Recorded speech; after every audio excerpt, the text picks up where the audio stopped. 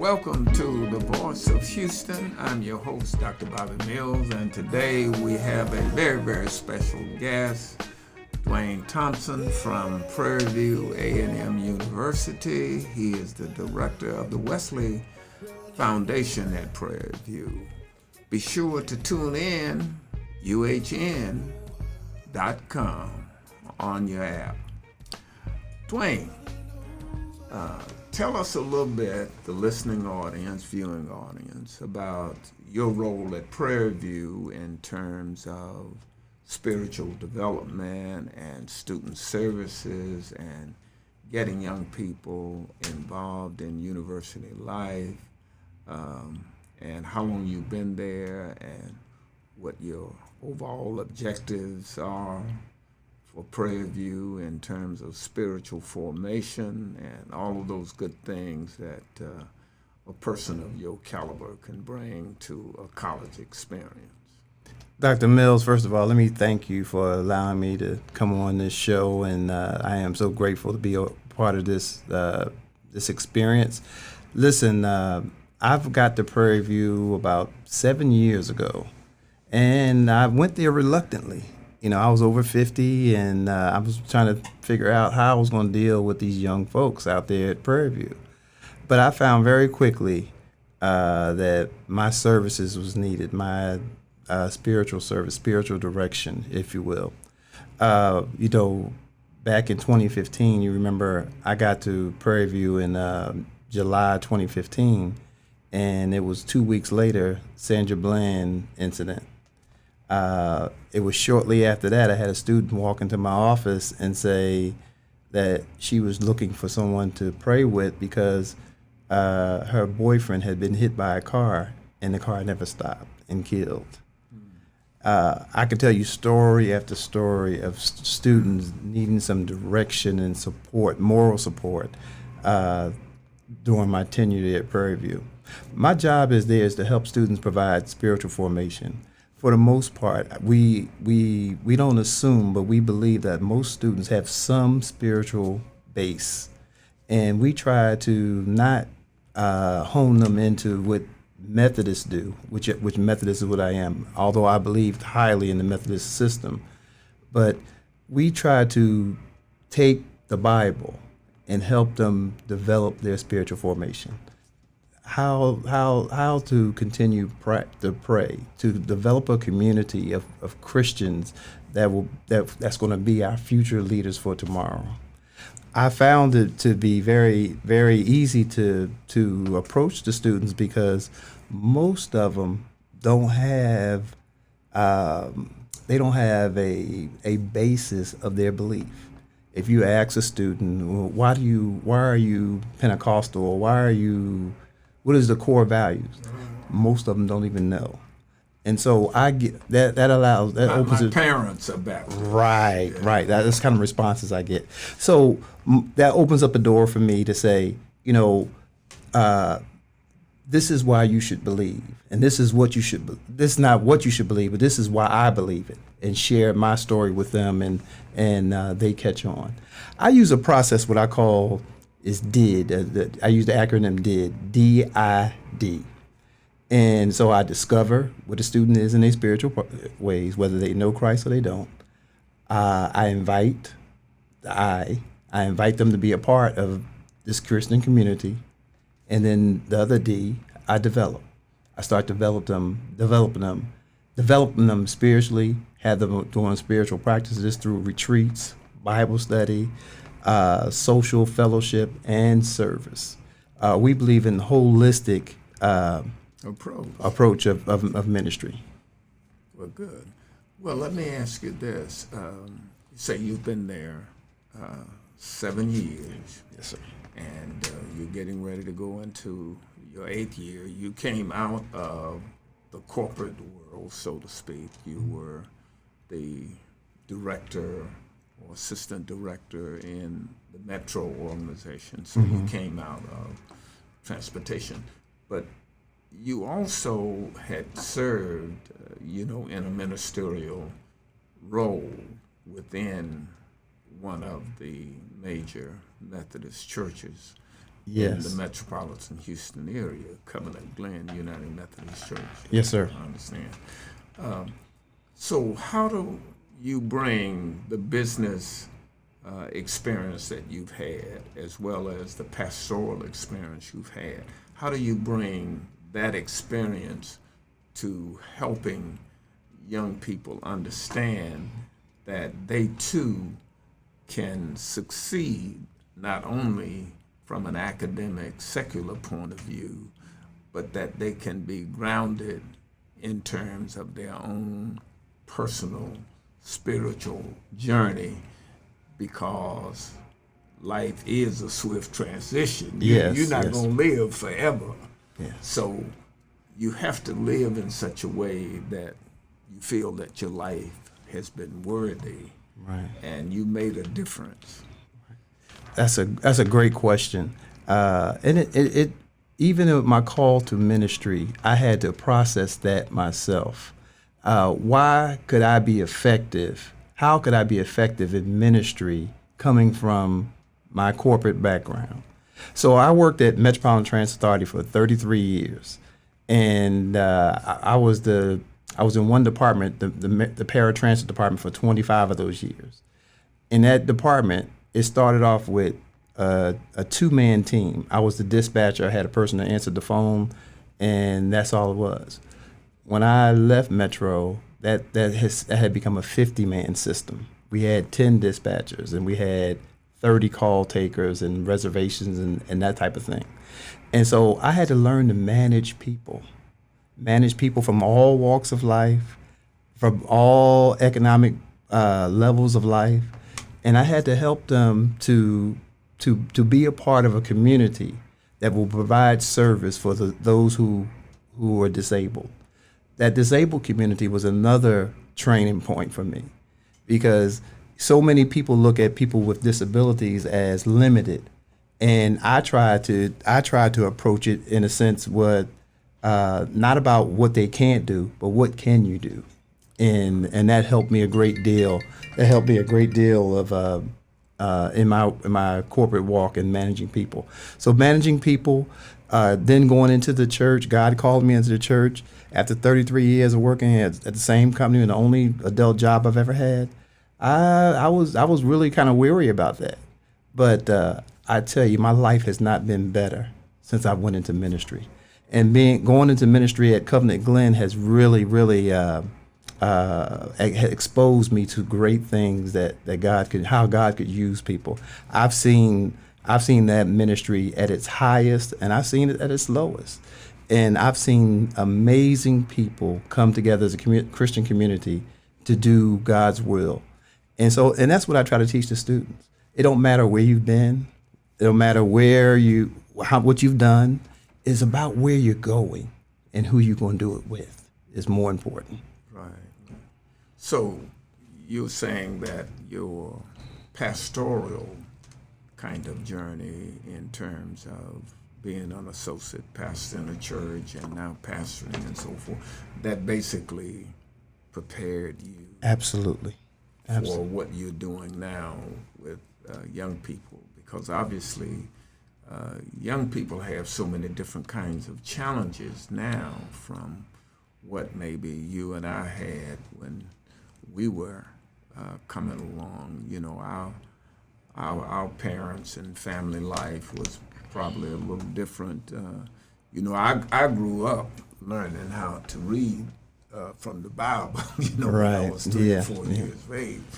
Most of these young people now, their parents may have a more secular-oriented kind of bent to their lifestyle rather than the kind of orientation your parents and my parents had. So it's a different kind of atmosphere and so forth. So programmatically, what are some of the kinds of things you do with students at Prairie?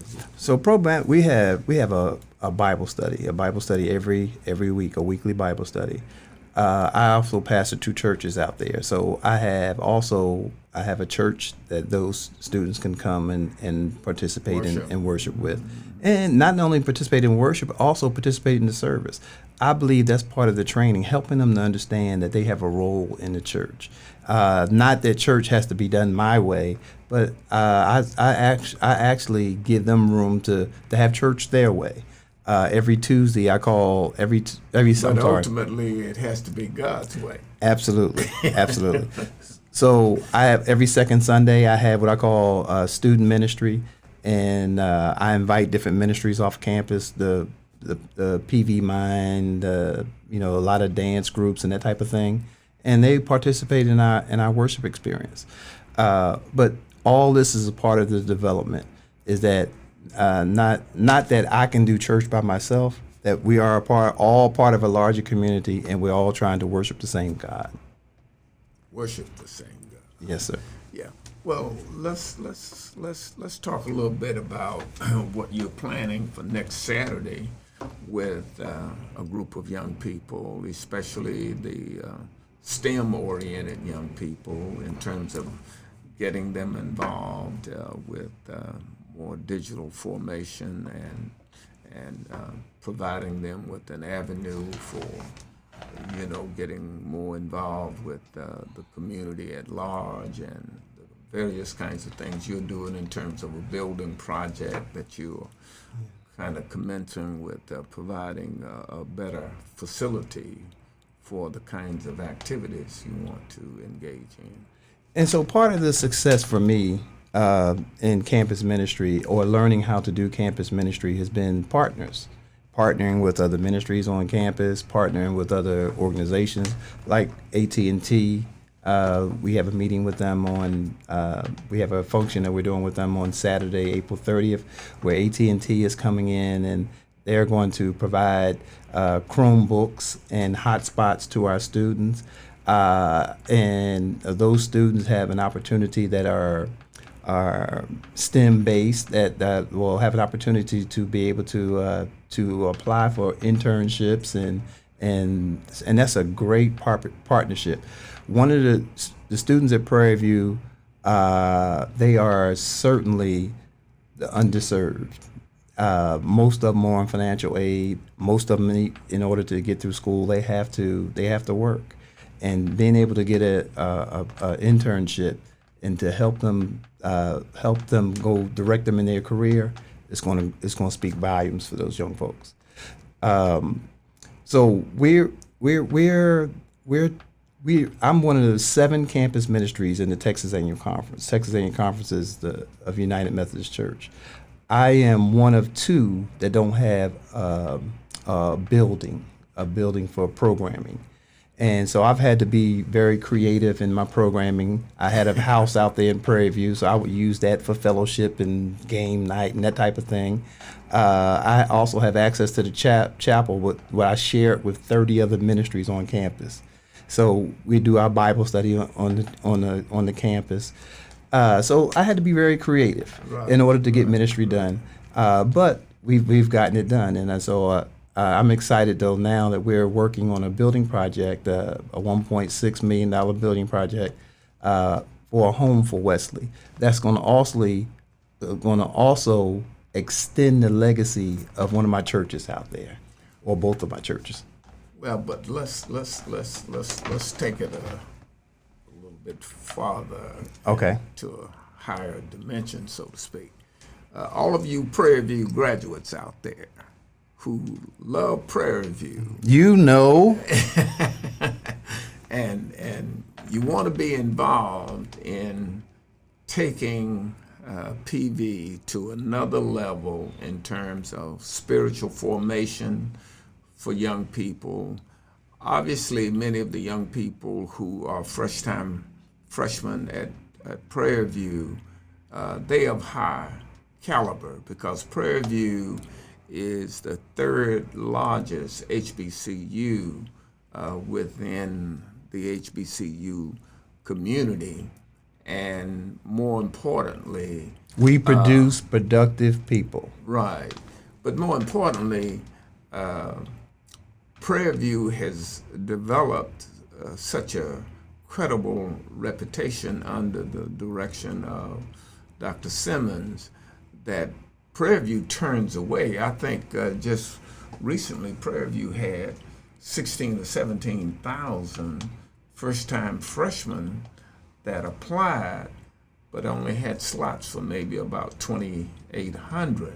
So Prairie View is of such a caliber now that it has to turn away a lot of students who are probably, worthy, but they just don't have the ability to admit any more than maybe 2,800. So tell the listening and viewing audience how they can get involved with the Wesley Foundation at Prairie View and assist you with young people who are transitioning into college life, and tell them how, if they want to make a donation, how they can write that check out and send it to the Wesley Foundation at Prairie View in care of Dwayne Thompson. Give them the mailing address so that you get that plug in. Well, thank you, Dr. Mills. That's a great idea. Listen, we would love for all the ex-Panthers alumni to get involved, to help me to build a future for our future leaders. We do our annual golf tournament every year. This year's on May 2nd. It's always the first Monday in May 2nd. And you can make checks out to the Wesley Foundation at PVAMU, P.O. Box 775, Prairie View, Texas 77446. That's P.O. Box 775, Prairie View, Texas 77446. The Wesley Foundation. Make it out to the Wesley Foundation, PVAMU. And your gifts are greatly appreciated, and it will help us. They are tax deductible, and you will get a note back from us that will tell you that it is tax deductible. Thank you so much in advance and helping us build the next future for our community. Amen.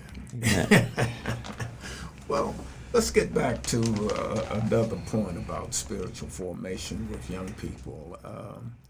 I know that a lot of young people today are coming out of overly secularized kinds of, environments. And so how do you really envision and go about trying to bring young people into the Wesley Foundation? Prairie View has one of the best looking physical chapels that you will find on a college campus anywhere, and it's in the heart of the campus, and your business office is housed in the chapel facility. So the ex-Panthers and people who visit Prairie View from time to time, tell them how they can stop by your office and visit with you. Certainly. I'm generally there between the hours of 9 and 4 every day in the chapel, right there on the center of Prairie View's campus, right across the street from the architectural building. It's called Johnson Phillip All Faith Chapel. Stop by and see me, and I'll be happy to give you a tour or tell you what's going on, and pray with you, whatever you like that day. And so back to our spiritual formation, we do a Bible study on what do you believe. And so we're listening to folks that come from all different denominations, and we try to figure out what they believe, but we try to tie it basically back to the Bible, and we teach them about their belief and why we believe what we believe. And one of the things that, again, I shared earlier is that I don't try to force Methodism on anybody, although I believe the Methodist system is a great system. But I give them an opportunity to understand how we stay within the boundaries of our Christianity on our Christian walk through the Methodism the Methodist doctrine of Christianity. I tell them that nobody's going to be perfect.